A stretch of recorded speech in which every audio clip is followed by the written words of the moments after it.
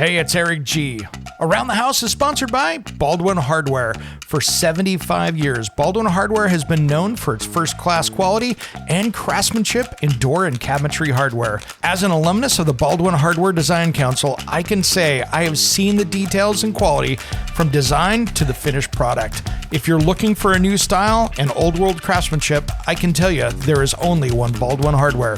Check out what would look great in your home at baldwinhardware.com. It's Around the House.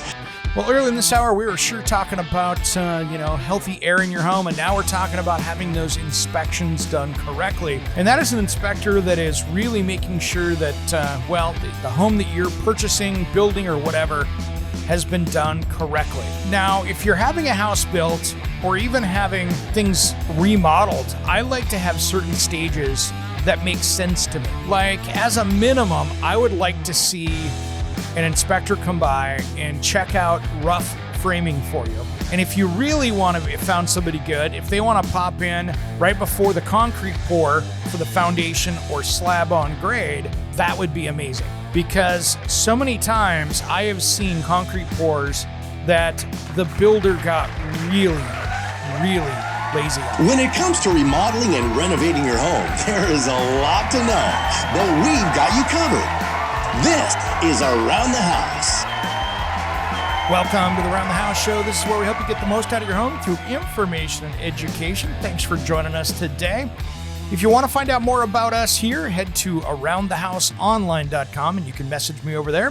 Or you can find us on social media, Instagram, Facebook, Twitter, all of the above right there. Well, today I wanted to talk about making your air quality better in the winter months. You know, inside air quality, when we're stuck inside, the weather's bad, is a really important thing. So let's talk about this a little bit today. Now, one of the things first that I want to talk about is indoor air quality testing. And it doesn't matter if you've got a new house or an old house, that's really where you kind of start. And there's a lot of different ways you can do that. There's companies that you can hire to come in. You can get a hold of my friend Carolyn Blazowski's company, and she can, of course, send out an air testing kit to you. And these are all things that you can do. And I'll put down in the notes down there where you can find her website to get that air quality test. And this is really where you want to start, trying to figure out what's with your air. Is it good? Is it bad? How is it? Now, they do make a lot of different sensors that you could put in that'll give you real time, that'll give you some information. And that's kind of key, is to figure out what you've got going on, because there's a lot of things that can be going on in your air. Now, in your home, if you've got an older house, those houses were kind of designed to breathe, and you didn't have as active of ventilation systems. Nowadays, when we build a brand new house that is airtight, we've got to have different things like ERV systems, which are energy recovery ventilators, where you're bringing in outside unconditioned air, conditioning it, and putting it inside so you have fresh air. So that's key. And so one of the things when you do an air test that I like to see is for you to run the test inside and outside. So sometimes your air quality can be worse outside if you're next to a freeway or next to something that has lower air quality, or you've just got a swamp or something like that where you've got lots of mold and mildew and things like that. Sometimes the air quality can be worse outside than you have inside. So then maybe ventilating and bringing in air from outside isn't great without some kind of filtration system. But really, the things that you're looking for are like VOCs, and VOCs are volatile organic compounds. Those can be found in anything from paints to your, those little handy wipes that you buy in the round tubs that we use so much for cleaning up around the house. Those things there typically give off a ton of VOCs. And, when we were talking to Caroline a few years ago, she was saying that she could just about count how many are in a house by the air quality test of what's given off there. But really, you can have dirt, dust floating around. You can have pet hair and dander. You can have carbon dioxide, or worse, carbon monoxide. You can have other toxins like mold. You can have other things coming off that are off-gassing, formaldehydes, those kind of things. And so these are things not alone. I mean, you also got cooking too. So you could have, all the chemicals that are coming off of the food you're cooking. And yes, when you cook, that does give off chemicals carbon dioxide and carbon monoxide if you're not careful. So these are things that we want to really pay attention to when we're cooking. Now, these are all different things that you can do and manage, and so that's what I really wanted to talk about today. For instance, here, when we're talking VOCs, and this is something I have to give Caroline a lot of credit for. I learned a lot from her on this subject, but here's the thing. When you have VOCs, that can be from a lot of different things. That can be maybe the air freshener that you have plugged in. And I'm not a fan of the indoor plug-in air fresheners that give off the oils and stuff. You think about it, that's almost like vaping. You're putting out this colored oil out there for you to breathe. Not a fan. You're better to get the house clean and use something more natural. But really, VOCs are going to come from, could be that. It could be the chemicals. It could be the cleaners. It could be a lot of different things. It could be the paints that you're using. It could be a remodeling project.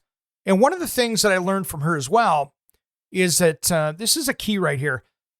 If you're storing in your basement or your garage that's attached to the house, if you're storing all your chemicals, like your lawn and garden chemicals, all your paints, all your stains, all that stuff, when that stuff off-gasses, it is putting it up into the air, and that will make it inside the house, especially if it's in a basement or things like that. So these are things you really want to be careful with, because that can really hurt your indoor air quality. Something to think about. But really, when it comes down to it, you've got a couple things. One, if you want to get particles out of the air, you really need to have some kind of filtration. Now, this can be tough if you've got, heat that's a radiator, or you've got baseboard heat. Coming up with a way to filter air can be hard. And there's ways you can do this that's fairly inexpensive. I mean, I have gotten a box fan and a 1-inch pleated, like a Merv, 810 filter, the good air filter in the 1-inch. And you can install it to the side of the fan, turn the fan on low or medium, and put it in a room. And you can get a lot of particulate matter out of the air that way on a budget. All you have to do is buy a box fan and put a filter up on the side of it. Make sure, of course, that you buy a decent fan. You don't want to overheat it because you've got a filter medium there. And don't always run it on a high. Put it on a medium so you get that thing not at its full capacity. But really, moving the air through that, it's going to help. That's a great way to get some of the dust out of there without having to put in any kind of an air scrubber.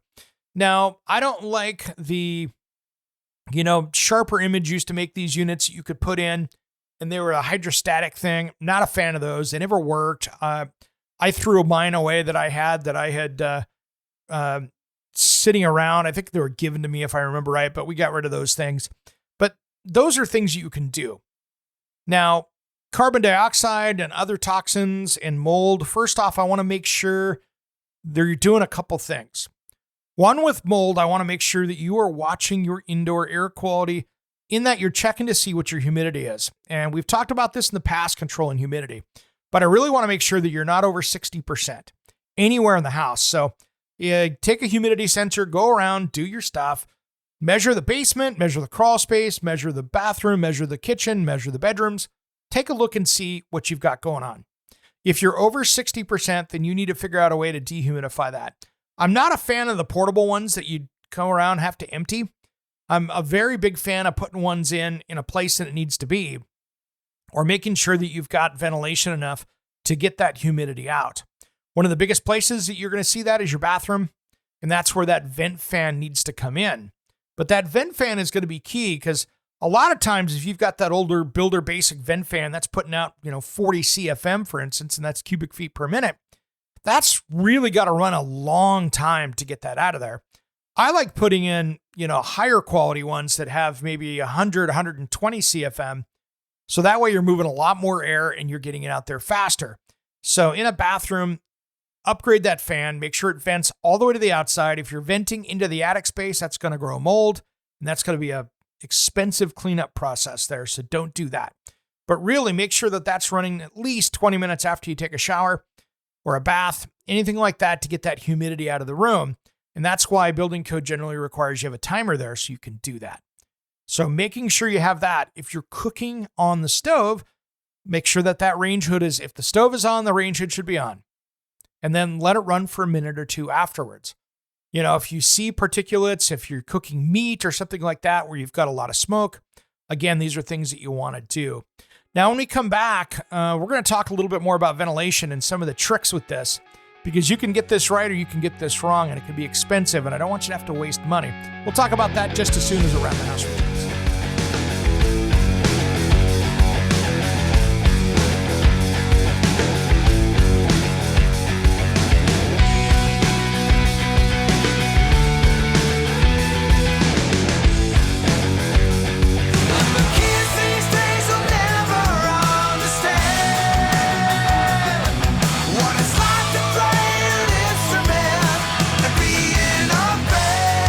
What's up? This is Sticks It In Ya. And Satchel from Steel Panther, and you are listening to Around the House with Eric G. Yeah. We love Eric G, and you should too. 1987, I never want to leave you. Welcome back to the Around the House show. This is where we help you get the most out of your home through information and education. Thanks for joining us today.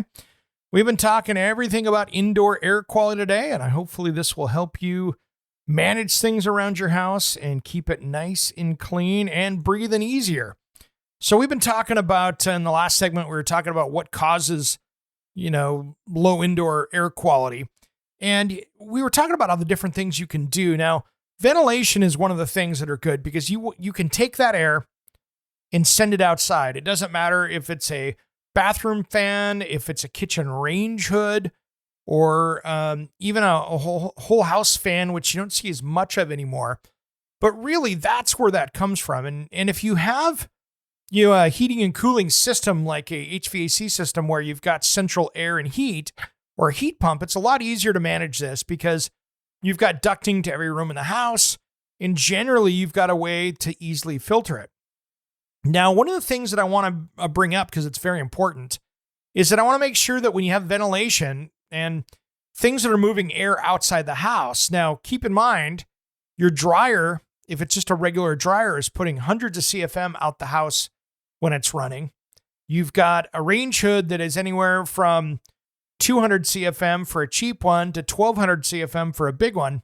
And CFM is cubic feet per minute. And so you envision one of those as like a basketball. That's always my thing to use. But if you're taking, let's say you got somebody who's took a shower and somebody's cooking breakfast. So you got a shower going, maybe that's 75 CFM or a great fan, but still that's rated at the fan. So it still has to go out. So let's say it's a really good fan at 75. You've got 1000 CFM and a range hood and then a dryer going. All of a sudden, you've got, let's say 1200 CFM or more, 1200 cubic feet per minute leaving the house. So what do you do on the inside? You've created a vacuum. Now, if you've got a really tight house that was built recently, the problem now is that you're creating a vacuum and it's going to find the path of least resistance. That can be where your gas water heater is venting outside and all of a sudden you're pulling the carbon monoxide in backwards, or from you're pulling it back in from your, maybe your gas furnace. So if you've got gas appliances, really be careful with that. Or you're just pulling in air. So the answer to that, you don't want to be pulling around windows and doors and air leaks in the house. So really the answer to that is having makeup air. And that is meant for if you have a, HVAC system. So you've got that ducted system where you hook in a sensor that either senses that vacuum or triggers when the vent fans turn on. So what that does is that basically says, hey, we need to bring in fresh air. So it'll turn the fan on the system, and then it opens up and brings in air to be conditioned into your system. So it'll go through, run it through your furnace, basically, or your air conditioner, and then out to the rest of the house, replacing that air. So it's something to really think about, is you don't want to create that vacuum, and that can be a problem. But you really want to have ventilation because that ventilation is key. Now, I also recommend ventilation in the garage. If you have a insulated attached garage with an insulated door, make sure you have it in there, because if that's all sealed up and you park a wet car in there, you can have mold issues. So make sure that you've got fresh air or at least something exhausting that moisture out of there. Now, depending on your location, you might need a humidifier or dehumidifier in the house, depending on what it's like. Many times, if you're in the very cold, you need a humidifier because the air is so dry because it's so cold inside the house, you'll get down into that 20% humidity, and it's uncomfortable. You'll have static electricity. You'll have dry hands. You'll have, it's hard on the fixtures and stuff inside. Anything wood dries out. It's just not great. Or if you've got humidity where it's wet, it's moist, you could have high humidity issues, which then will create mold, and that's over 60% relative humidity. So these are things that we need to manage in this indoor air quality, because mold is something that I think should be very commonly tested around our house. And that's something that I think we should talk about here, because you want to make sure that you're testing for that. Mold will show up in air quality testing. It could be that you've got a shower leaking. It could be that you have a roof leak that's coming into a place that you haven't caught yet. It could be in an attic or crawl space. It could be anywhere. So that is where you need to bring in the professionals to figure out where that mold is coming from. And that's why you want to start with this baseline. Now, sometimes if you've got an air leak and you've got mold outside because you're next to a marshy, swampy, water area, then you could be testing mold to go, oh my gosh, I've got mold spores here. It's coming from someplace. And it's just coming from air leaks because it's coming from outside. So you want to make sure and test that. But really trying to dive this in and figure out what's in your air is key. And that way you've got it under control, because I tell you what, mold can show up from a shower leak to I've seen vent fans that had uninsulated duct and that was condensing and causing mold in the roof of the bathroom. So it doesn't take much. You could have a steam shower where it's condensing in the shower and you're not running the fan long enough. And of course, you've got lots of issues there. So these are all things that I want you to take into account, because this mold can be a big deal. And I have found, and I don't do this every day, and I have found a ton of mold issues, especially in newer homes where they built them tighter, they didn't ventilate well, and people were not monitoring humidity. And homes with basements are especially troublesome, because you can have a bare concrete wall in a basement and water just seeping through that in the water vapor. And then if you stack up a bunch of cold boxes or totes, all of a sudden you've got mold growing on the wall. You've got it growing on the concrete. You've got it growing on the boxes. These are all things that can happen. So lots of different places for that to grow.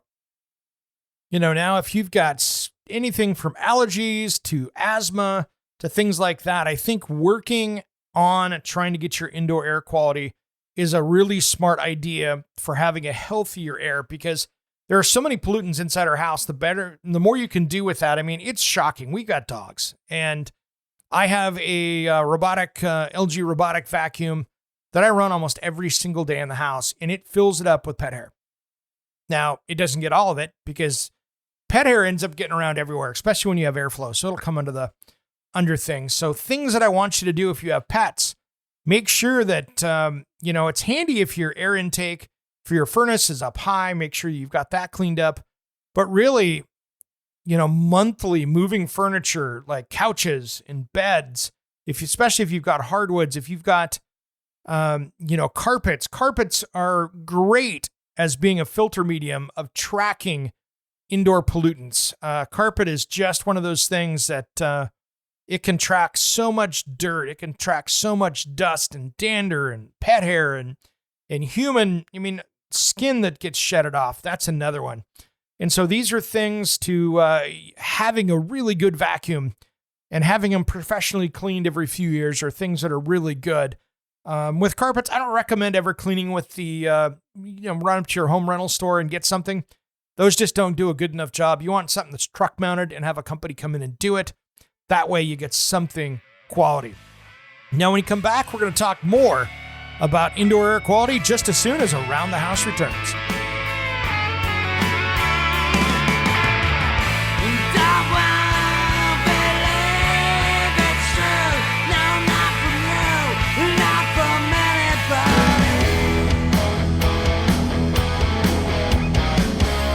Hey, this is Ron Keel, the Metal Cowboy from Keel, the Ron Keel Band and Steeler. We are rocking Around the House with Eric G. Raise your fist! Welcome back to the Around the House show. This is where we help get the most out of your home through information and education. We've been talking indoor air quality and the things that you can do to make sure that, you've got the healthiest air possible, especially in the wintertime when many of us are spending all that extra time indoors. Now, let's talk a little bit here about some of the things that maybe you don't want to do inside your house. Now, one of the biggest mistakes that I see people make is, and now all of these things can be remedied, but you just have to invest in the money to deal with it.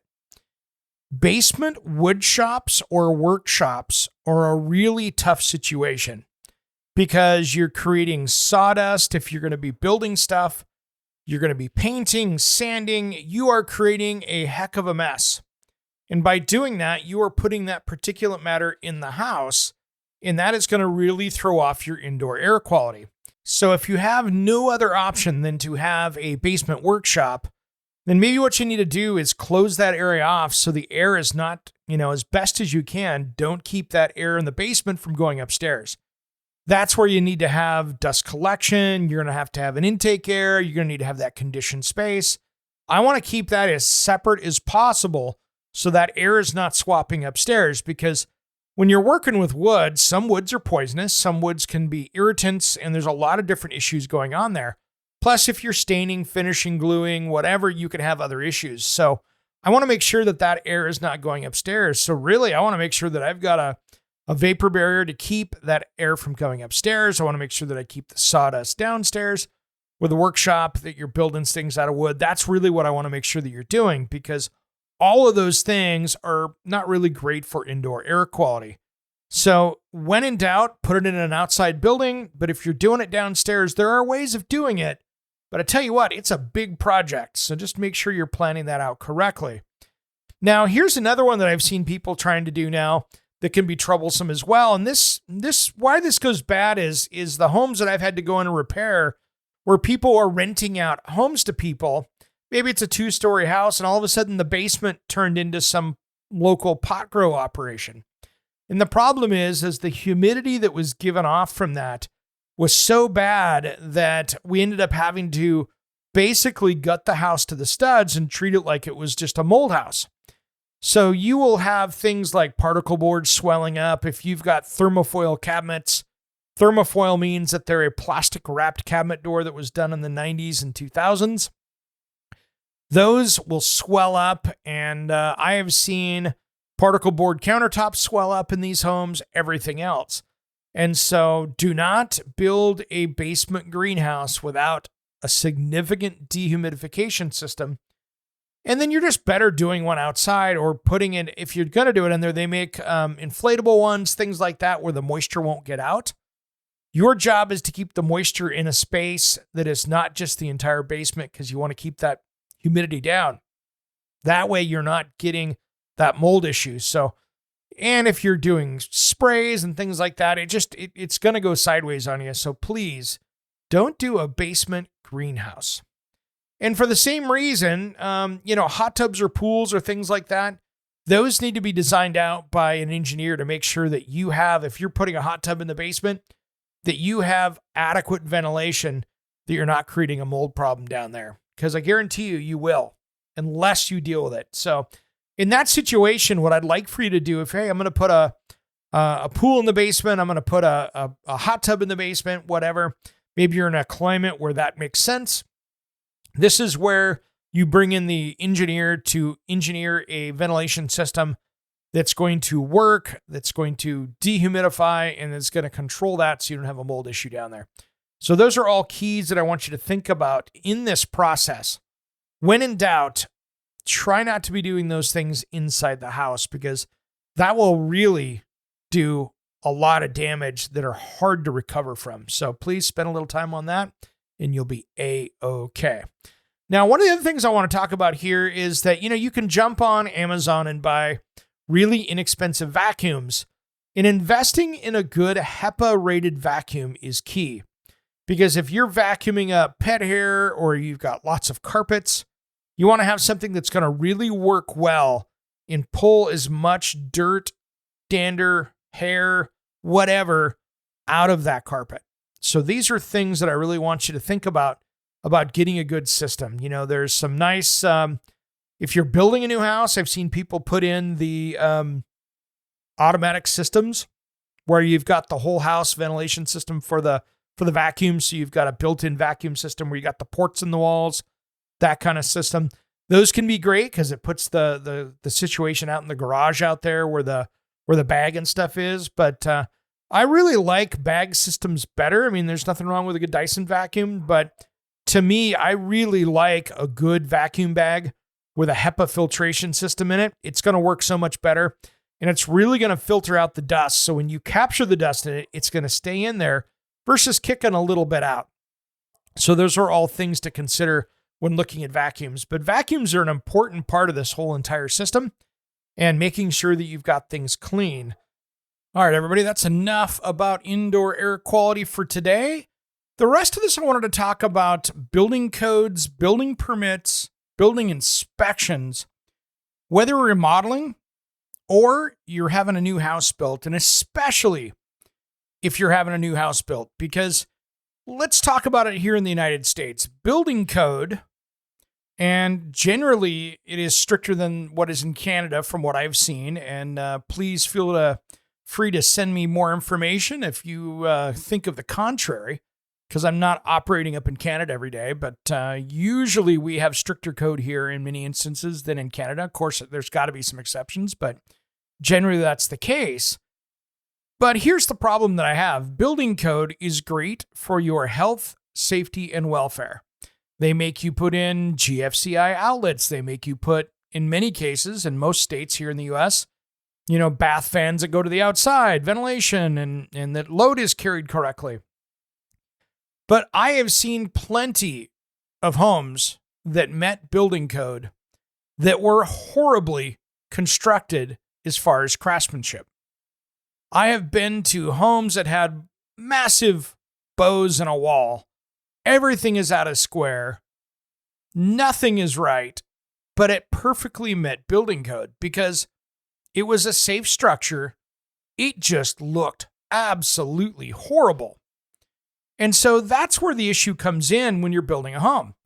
If you are having a house built, and this is what I wanted to talk about a little bit today in this segment and the next, is that a building inspector should be involved in this process. Now, I'm not talking about the city, county, state, whoever is implementing your code, but you should have benchmarks at which your third-party inspector comes in and looks at things. Now, here is the issue. We do not have a general building inspector code across the country. So some states, you have to be very well educated. You have to have taken tests. Other states, it's kind of a free-for-all.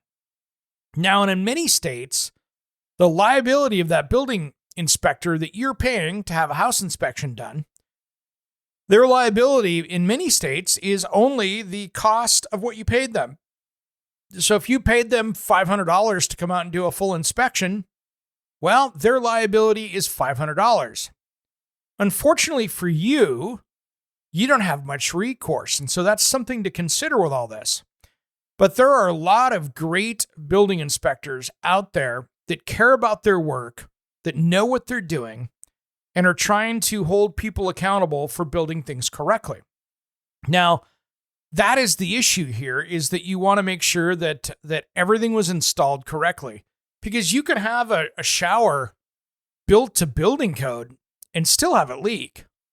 You can have ventilation systems that don't work that meet code, or undersized, oversized HVAC systems. You see where I'm going here. Now, when we come back, we'll talk a little bit more about the places and I think the times that you should have those inspections. We'll do that just as soon as Around the House returns.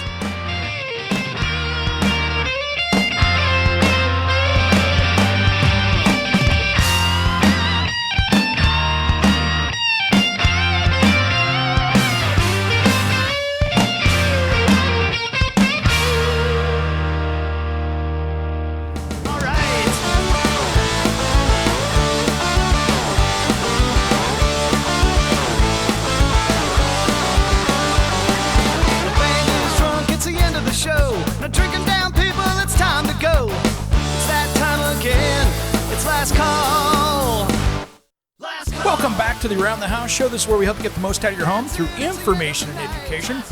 Well, early in this hour, we were sure talking about, healthy air in your home, and now we're talking about having those inspections done correctly. And that is an inspector that is really making sure that, the home that you're purchasing, building, or whatever has been done correctly. Now, if you're having a house built or even having, things remodeled, I like to have certain stages that make sense to me. Like, as a minimum, I would like to see an inspector come by and check out rough framing for you. And if you really want to found somebody good, if they want to pop in right before the concrete pour for the foundation or slab on grade, that would be amazing. Because so many times I have seen concrete pours that the builder got really, really lazy on. And there's a lot of great builders, but there's a lot of not so great builders as well. And maybe the builder is great, but his subcontractor wasn't paying attention. I have showed up at a job site that I was watching because I had a friend's house getting built. Popped up in this development, a very large home builder, and they're pouring the driveway and the garage. And I'm watching this happen, and it's in the middle of summertime, and the ground is so dry that when the concrete is hitting, no, they didn't put gravel down. They didn't do any base. They didn't do anything. They're just pouring it right over the terrain. It was so dry that it was putting dust clouds up when the concrete was hitting. And you know something? If there's not an inspector there, nobody knows any different. But that dry ground is going to suck all the moisture out, and that concrete is not going to cure correctly. And because they didn't do the right base, it's not compacted correctly. That's going to flake, crack, crumble, and you've got a hot mess going. So these are the things that I would really like to see done. I want to see these things taken a look at by somebody that is a third-party inspector. And there's a lot of good ones out there. So framing, they're going to go through and make sure that corners weren't cut. Sometimes something will meet building code, but there's a massive gap there, or it meets code, or the walls aren't straight. I'd like to see somebody walk around and put a level on things. Great example. I saw a house that had met building code that was here in Oregon. It was in Eastern Oregon that I went down to take a look at. And this house was being built. Now, it was one of the foam concrete poured houses. So they put the Lego blocks together, one of the ICF houses, and they were building this. Now, here's what's crazy with this. They poured it on a windy day.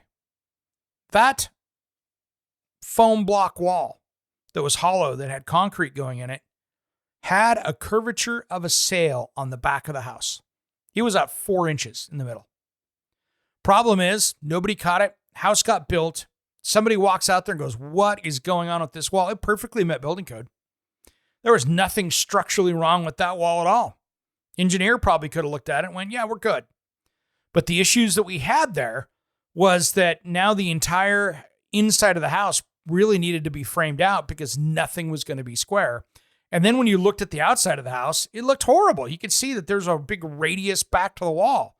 And so that was causing a ton of problems. So these are things that I want to see you get caught up with. And then as you go down the list here, what I'd like to see is you get that framing one done, and then that way they're checking right before drywall. I'd like to see that. I wouldn't mind seeing one on insulation because I want to make sure things are sealed up correctly. But really the next thing is going to be towards final.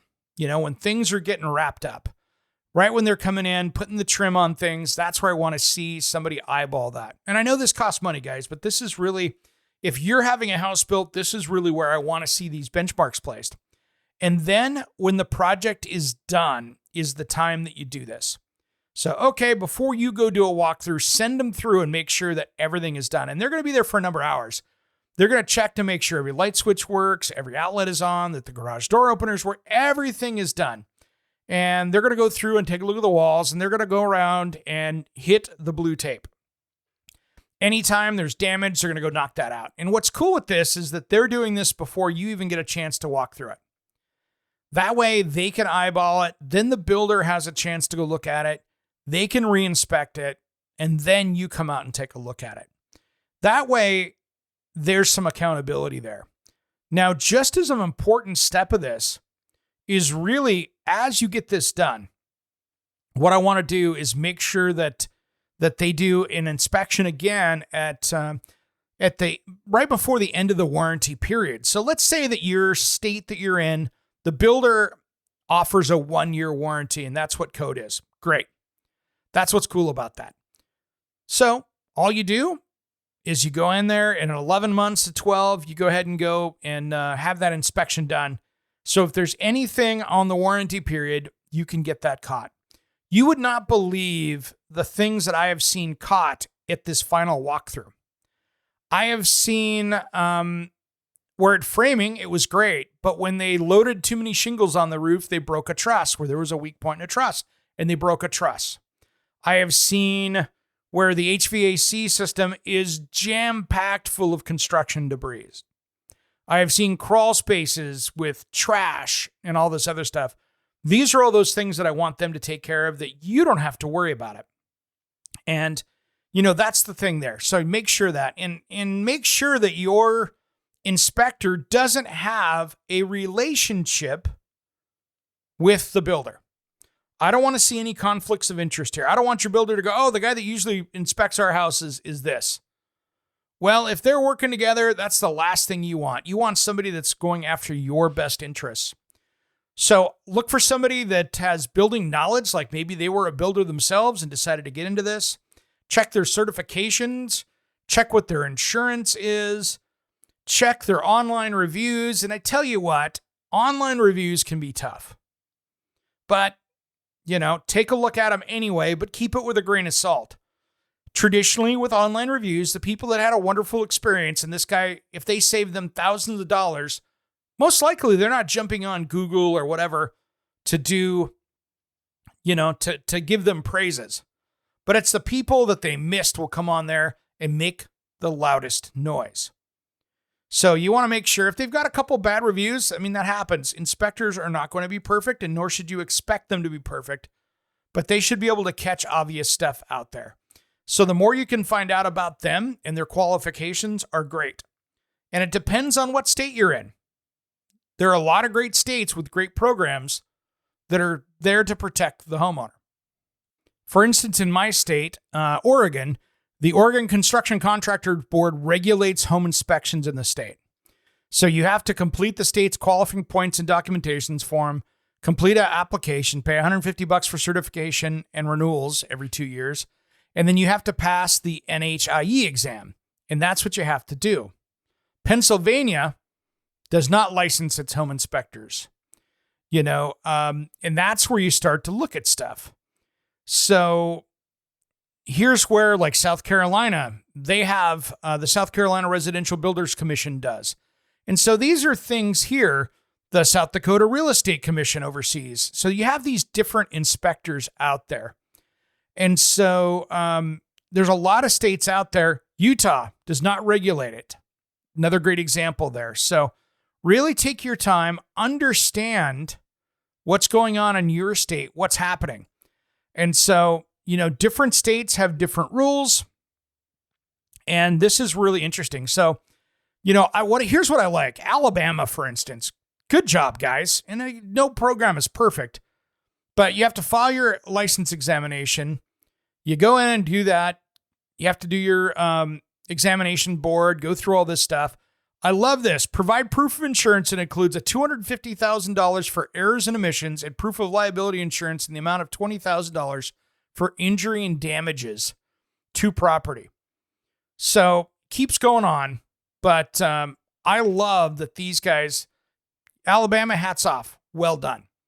So there's a lot of states out there that we need to be doing more to make sure that we're protecting the homeowners out there. And, there's a lot of states that do. There's a lot of states that don't. So take your time, understand what's going on in your area, because this is a really important part. Georgia, Hawaii, Idaho, all do not have that. So I would make sure, that you find people that are good. Take your time, protect yourself, find the right inspector, and save yourself some money in the long run. All right, guys, that's it. Thanks for tuning in to Around the House today. We'll see you next week. Thanks for tuning in to Around the House.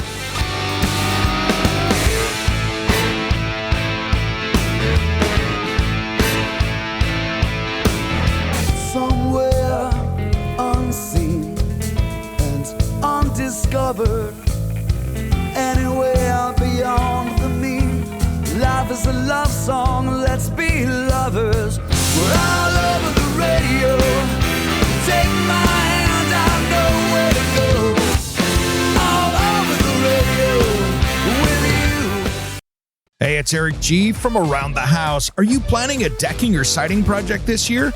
If you are, you've got to check out my friends at Millboard. Millboard is a completely different kind of composite decking and cladding that enhances outdoor spaces with enduring distinction. Hand-molded from the finest oak, it realistically mimics the natural grain and color of premium hardwood. If you're looking for something that doesn't look like plastic and instead real wood, check out millboard.com. Make sure and check out that interview we did just a few weeks back. That's millboard.com.